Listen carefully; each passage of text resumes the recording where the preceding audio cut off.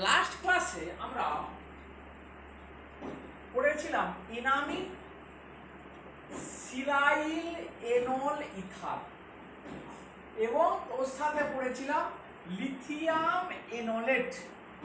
তাহলে বেসিক্যালি গত ক্লাসে যে দুটো জিনিসের উপর এমফাসাইজ হয়েছে করা, যে আনসিমেট্রিক্যাল কার্বনিল কম্পাউন্ডের উপরে যদি অ্যালকাইলেশন করতে চাই তাহলে লিথিয়াম যেমন এনোলেট দিয়ে লেস সাবস্টিটিউটের দিকে ডাইরেক্টলি এসেন টু সাসেপ্টেবল অ্যালকিল গ্রুপকে ঢোকাতে পারি, আর সিলাইল এনল ইথার দিয়ে মোর সাবস্টিটিউটের দিকে এসএন ওয়ান সাসেপ্টেবল অ্যালকিল গ্রুপকে ঢোকাতে পারি।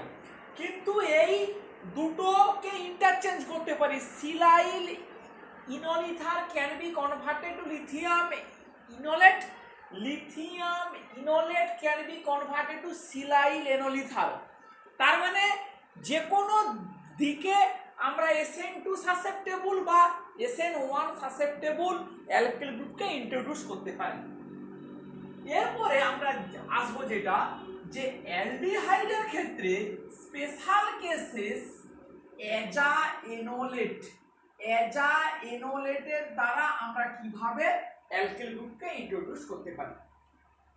সেই বক্তব্যটা কি না, এনোলেটের কনসেপ্টটা হচ্ছে এরকমই যে একটা অ্যালডিহাইড আছে আর CH2CH ডবল বন্ড ও, এটা একটা অ্যালডিহাইড, এর সাথে একটা প্রাইমারি অ্যামিন, এটাই ইম্পর্টেন্ট, আর প্রাইম NH2 1 ডিগ্রি অ্যামিন, এইটাই হচ্ছে স্ট্রাইকিং ফিচার।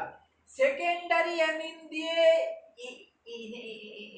অ্যামিন তৈরি হতো, এখানে প্রাইমারি অ্যামিন। তাহলে কি করবে, আর CH double bond N R prime, এইরকমই একটা কম্পাউন্ড তৈরি হলো। এটাকে আবার যদি একটু স্ট্রং বেস দেওয়া হয় LDA, কি করবে, এই প্রোটনটাকে খেয়ে নেবে, R CH minus CH double bond N R prime, এটা এই গেল, এই খুলে গেল, R CH double bond CH N minus R prime, এটাকেই বলা হচ্ছে এনোলেট। কিরকমই দেখ ব্যাপারটা, R CH double bond CHO minus, একে আমরা কি বলি, ইনোলেট। তাহলে একই রকমই, শুধু অক্সিজেনের জায়গায় কি আছে, নাইট্রোজেন, এবং নাইট্রোজেনের ভ্যালেন্সি 3 বলে আরেকটা অ্যালকিল আছে গ্রুপ, এখানে অক্সিজেনের মাথায় মাইনাস চার্জ, এখানে নাইট্রোজেনের মাথায় গিয়ে তো মাইনাস চার্জ, ফলে এই ধরনের কম্পাউন্ডকে বলা হয় এনোলেট। নাইট্রোজেনকে বলে তার corresponding ইনোলেট।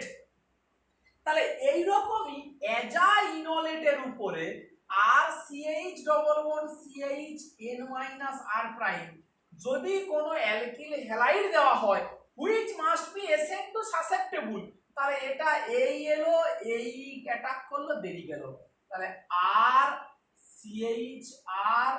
CH double bond NR, এটাকে অ্যাসিড হাইড্রোলিসিস করলেই আর CH এই আমার হয়ে গেল alkylation of aldehyde via enolate method. একটা আবার एग्जांपल দেখাই, এখানে বিশেষ কিছু আর বলার নেই, যে জাস্ট সিলেবাসে আছে কিন্তু এগুলো খুব একটা দেয় না एग्जामে। আচ্ছা, সেই একটা एग्जांपल যদি এরকমই একটু দেখাই,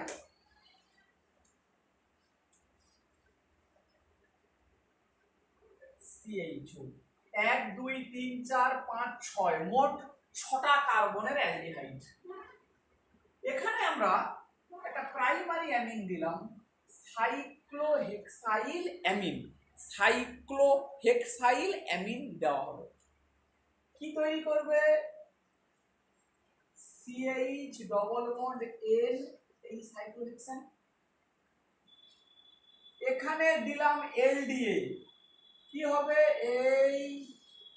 এই minus CH double bond N, এই cyclohexane, that will be stabilized to form this type of n minus cyclohexane। এই আমার এজা এনোলেটটি তৈরি হয়ে গেল। এইবারে এইটার উপরে একটা ইন্টারেস্টিং অ্যালকিল হ্যালাইড দিয়ে অ্যাটাক করানো হচ্ছে। দেখ সেটা BrCH2 এরকমই দেয়। এগুলোকে দেখে ঘাবড়ে যাওয়ার কিছু নেই, মানে এইটা একটা অ্যাসিটাল হয়ে আছে। কোন কম্পাউন্ডের অ্যাসিটাল? BrCH2CH2 এরকম একটা কম্পাউন্ড, ঠিক তো? BrCH2CH2 তার এইটা অ্যাসিটাল, সাইক্লিক অ্যাসিটাল হয়ে আছে, সে হয়ে আছে। তাহলে এটা এই এলো, এটা এই খুলে অ্যাটাক করবে, বিআরটা বেরিয়ে যাবে, এই CH ডবল বন্ড N এই সাইক্লোহেক্সেন, তার এই পজিশনে CH2 এই অ্যাসিটালটা এই ঢুকে গেল। এবারে এটাকে যেই অ্যাসিড দিয়ে ভাঙবো এটাও ভেঙে যাবে, এই অ্যাসিটালটাও ভেঙে যাবে। আমার এই CHO এই CH2 CH এই আমার এইরকমই একটা গ্রুপ অ্যালডিহাইডের আলফা পজিশনে ঢুকে গেল। So this is the example of something called aza এনোলেট।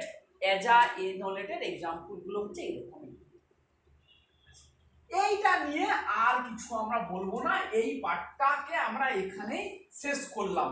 মানে ওই অ্যালকাইলেশন অফ ইনোলেট, তার ইনামিন, সিলাইল এনল ইথার এটসেট্রাকে আমরা এখানে শেষ করলাম। এটা নিয়ে আর আমরা কিছু বলবো না।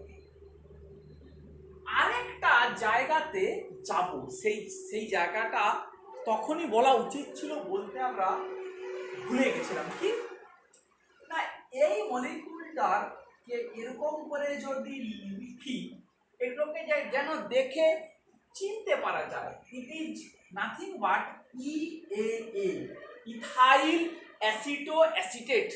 এটাকে এরকম ভাবে আমরা বলেছিলাম COCH3 CO2 এটাকে ভেঙে লিখলে এরকমই দাঁড়ায়।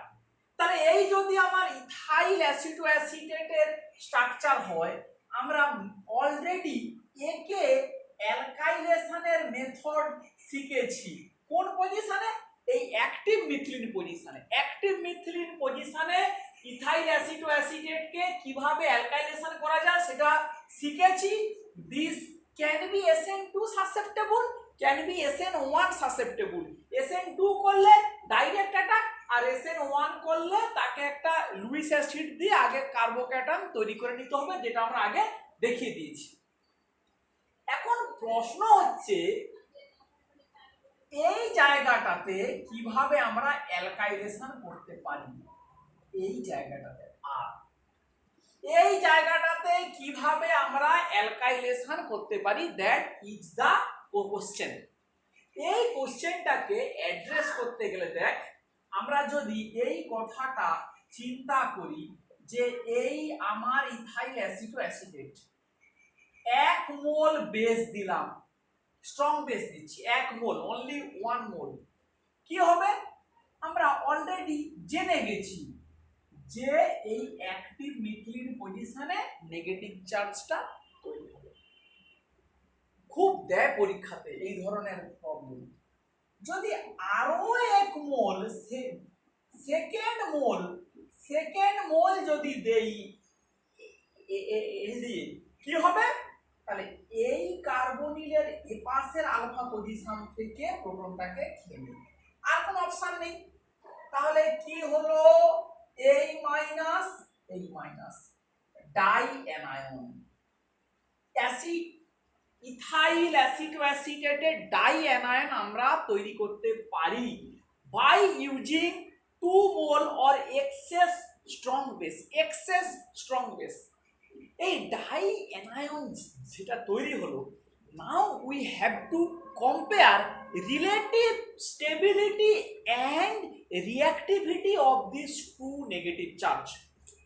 এই নেগেটিভ চার্জটাকে যদি আমি বলি this negative charge is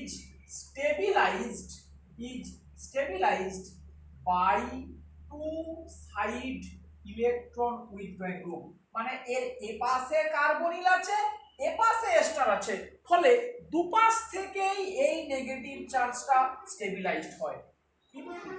this negative charge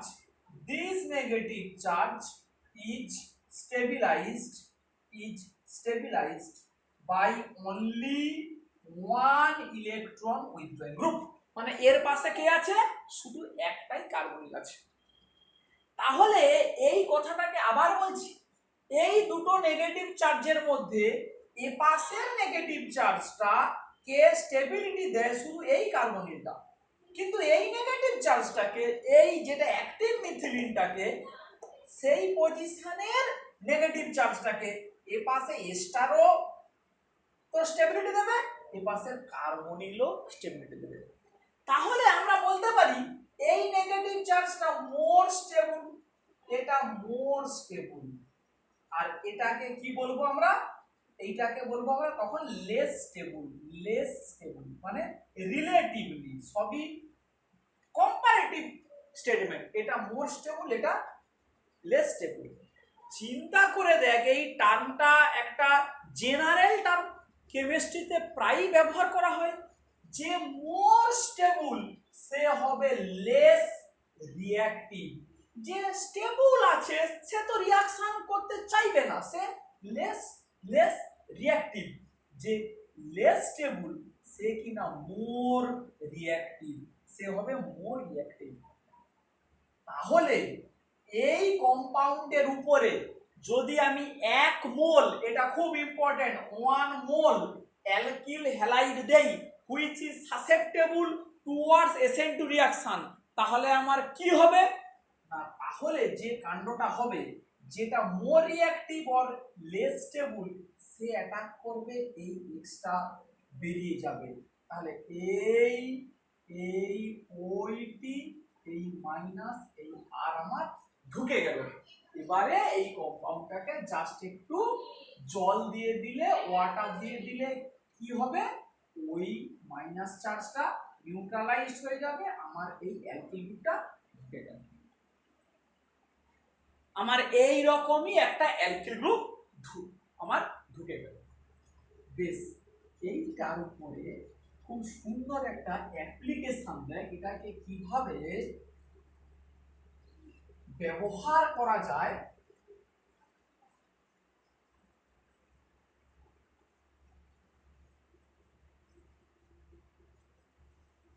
কয়েকটা জিনিস একটু দেখিয়ে দিচ্ছি। আমাকে বলল যে এখান থেকে এই ইথাইল অ্যাসিড ও অ্যাসিটেট থেকে কিভাবে এই কম্পাউন্ডটা তৈরি করবে, এখানে মিথাইল কি করে আনবে, খুব সহজ, সোডিয়াম ইথক্সাইড 1 দাগে, 2 দাগে 1 মোল এমিআই, এটাও 1 মোল, এটাও 1 মোল হয়ে যাবে। আমাকে যদি বলে এখান থেকে কিভাবে এই মলিকিউলটা তৈরি করবে, মানে এখানে একটা মিথাইল এসছে, এখানে একটা মিথাইল এসছে, তাহলে আমি কি বলবো, 1 দাগে এলডিএ 2 মোল, 2 দাগে এমইআই 1 মোল, 3 দাগে জল, তবে এইটা হবে, কারণ যেই দুটো এলডিএ, এখানে মাইনাস এখানে মাইনাস, 1 মোল এমইআই, যেটা মোর রিঅ্যাক্টিভ সে অ্যাটাক করবে, আইটা আমার বেরিয়ে যাবে। বেশ, এবারে দেখ এই কম্পাউন্ডটা যেই আমার তৈরি হয়ে গেল, এটাকে যদি আমি অ্যালকালি হাইড্রোলিসিস করি, 1 দাগে 2 দাগে যদি অ্যাসিড দেই, কি হবে না, এস্টারটা তৈরি হবে অ্যাসিড, এই CH3, এটাকে হিট করলে কি হবে, এটা বিটা কিটো অ্যাসিড, তাহলে এই CO CH2 CH3, কি পেলাম, ইথাইল মিথাইল কিটোন।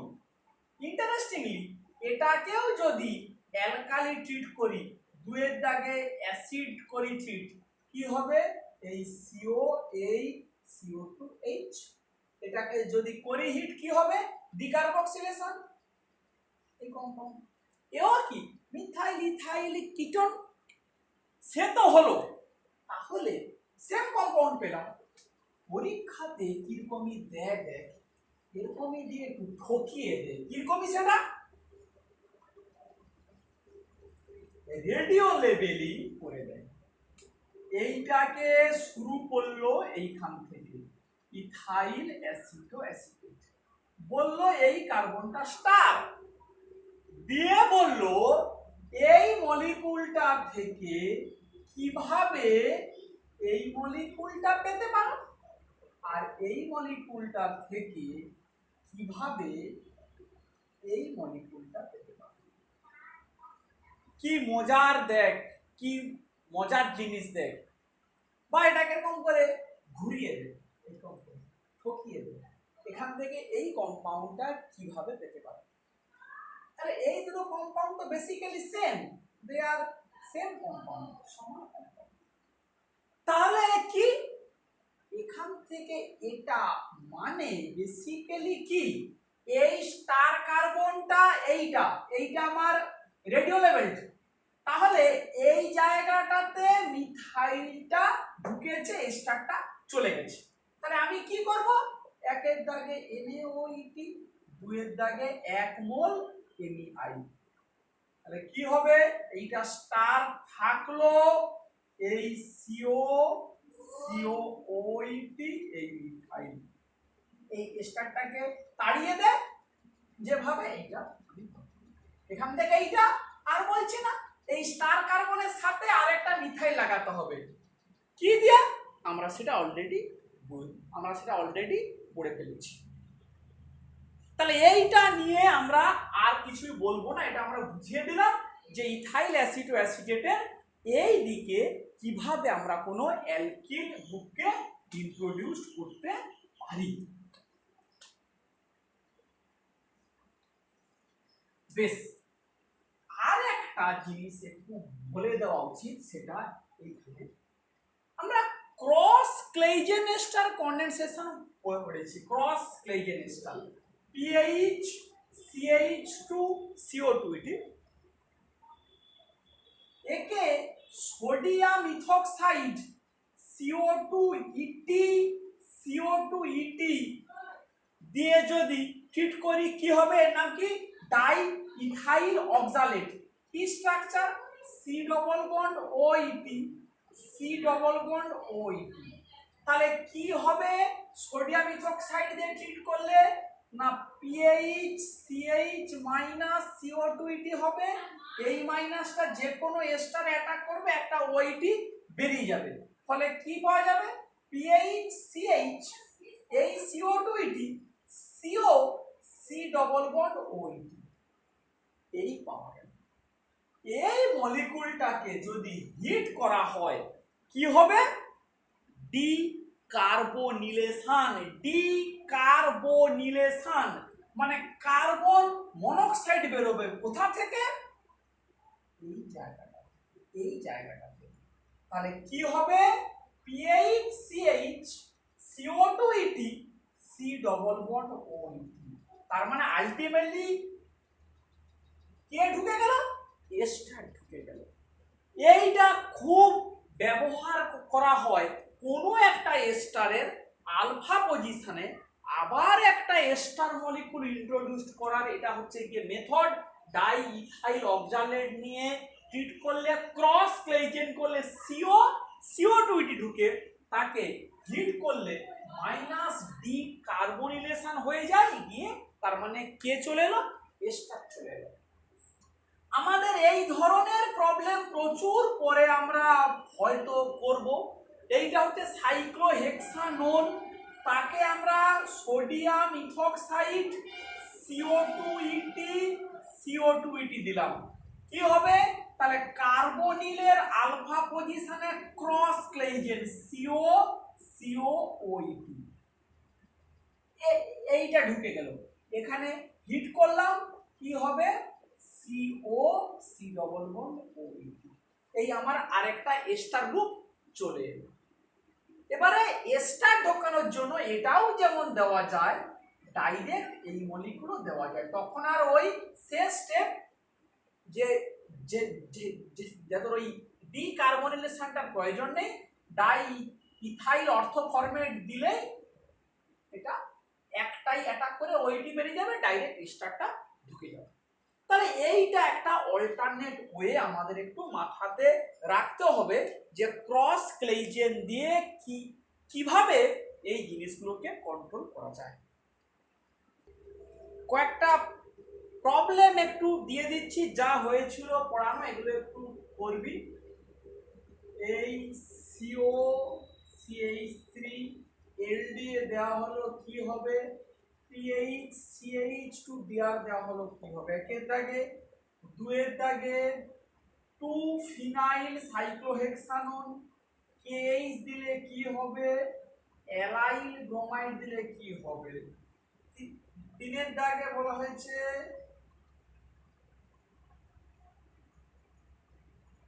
এই মলিকুলটাকে কিভাবে এই মলিকুলে মানে কনভার্ট করতে পারি।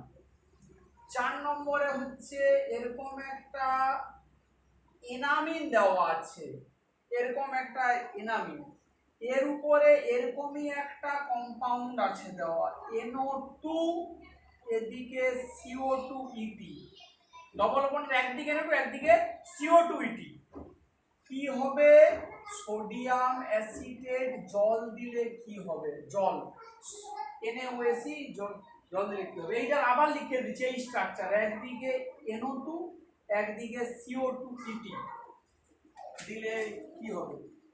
নেক্সট আরেকটা দিচ্ছি প্রবলেম 5 দাগে, সাইক্লোহেক্সানোন, তাতে সাইক্লোহেক্সাইল অ্যামিন দেওয়া হলে কি হবে, LDA দেওয়া হলে কি হবে, ICH2SNBU দিলে কি হবে, আর তারপরে অ্যাসিড দিলে কি হবে। ICH2SNBU, এটা BU, SNBU 3BU3 এরকম দেওয়া হলে কি হবে। এই প্রবলেমগুলো দেওয়া থাকবে। নেক্সট আর একটা কার্বনিলের রিঅ্যাকশন আজকে একটু বলি, which is called Favorsky reaction. Favorsky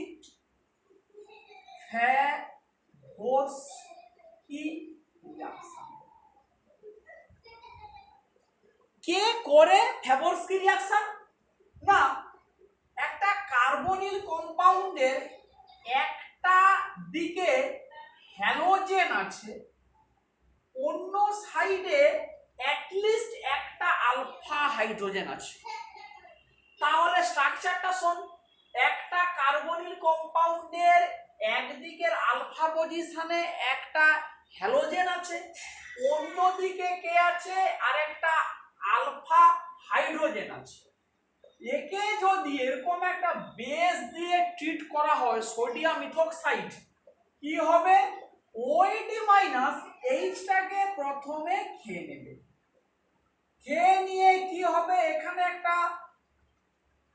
minus charge, সেই মাইনাসটা এই অ্যাটাক করবে X বেরিয়ে যাবে, দিলে এরকমই একটা সাইক্লোপ্রোপেন রিং তৈরি হবে প্রথমে। এই রিংটা কি করবে না, এই OIT মাইনাস অ্যাটাক করলো, এই খুলে গেল, তাহলে এই দিকটা হবে C ডবল বন্ড OIT আর এদিকে মাইনাস চার্জ, যেটা জল দিয়ে দিলে এই দিকটা আলটিমেটলি এইচটাকে নিয়ে নেবে, এটা হবে CO2। এই ধরনের যে রিঅ্যাকশন একেই বলা হয় ফেভরস্কি রিঅ্যারেঞ্জমেন্ট। এক্সাম্পল না দিলে কেমন কেমন একটা দেখতে লাগবে। এক্সাম্পলটা দেখ, এরকমই মনে কর আলফা ক্লোরো সাইক্লোহেক্সানোন, তাকে সোডিয়াম ইথোক্সাইড দেওয়া হলো, আলফা ক্লোরো সাইক্লোহেক্সানোন, কি হবে না, যে দিকটাতে ক্লোরিন আছে তার উল্টো দিকের আলফা পজিশনে নেগেটিভ চার্জটা তৈরি হবে, স্ট্যান্ডার্ড রুল একদম, ক্লোরিনটাও আলফা পজিশনে এটাও আলফা পজিশন, এই মাইনাসটা অ্যাটাক করলো Cl বেরিয়ে যাবে, তাহলে কি হবে, সরি মাঝখানে একটা 3 মেম্বার রিং, এই সি ডবল বন্ডেড এই তৈরি হলো। এবারে কি হবে, ওইটি মাইনাস অ্যাটাক করবে এখানে, এটা সিমেট্রিক্যাল বলে যে কোনো একদিকে খুলে যাবে। তাহলে কি হবে, এই দিকটাতে এই হলো সি ডবল বন্ড ও ইটি, এটা মাইনাস। এবারে জল যেই আমি দেবো তাহলে কি হবে, এটা এই সি ডবল বন্ড ও ওইটি মানে সাইক্লোপেন্টেন, তার মাথায় CO2 ইটি। এই ধরনের কম্পাউন্ড, তো এই ধরনের কম্পাউন্ড তৈরি হবে হুইচ ইজ কল্ড, এই রিঅ্যাকশনটাকে বলা হয় ফ্যাবোরস্কি রিঅ্যাকশন অর ফ্যাবোরস্কি রিঅ্যারেঞ্জমেন্ট, এইটাকে বলা হয়। আমরা এই রিঅ্যাকশনটাকে এরকমই মেকানিজম করে, মানে রেডিও লেভেল মেকানিজম করে এটাকে এস্টাবলিশ করতে পারি। কি সেইটা,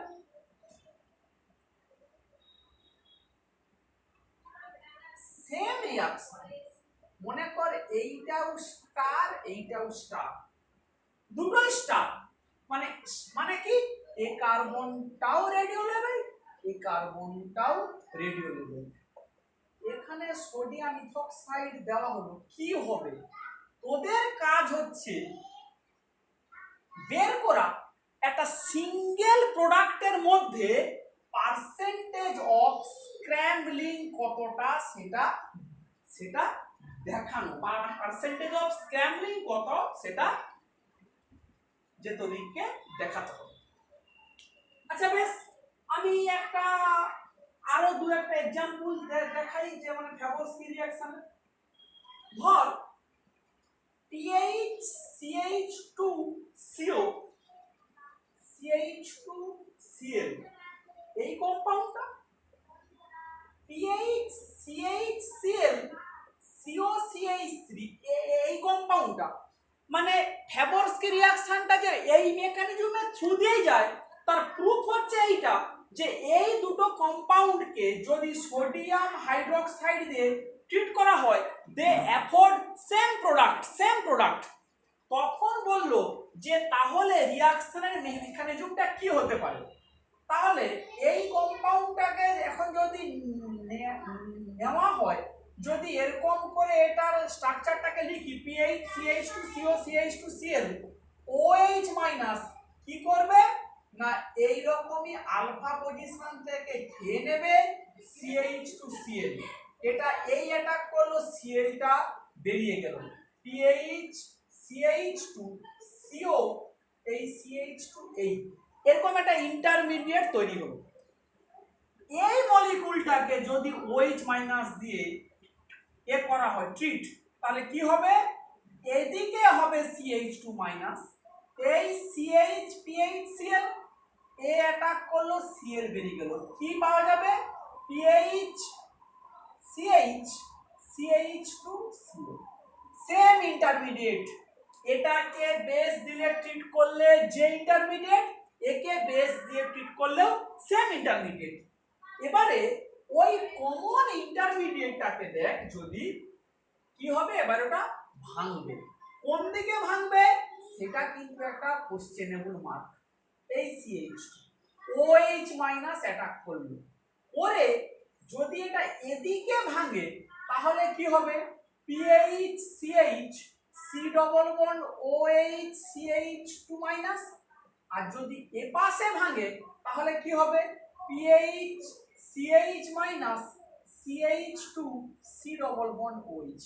এবারে নিজেরাই বুঝতে পারছিস, এই কার্বন আয়নটা থেকে এই কার্বন আয়নটা more stable, because negative charge will get stabilize into the benzene ring. ফলে জল দিলে কি প্রোডাক্ট পাবি, PH CH2 CH2 COPH।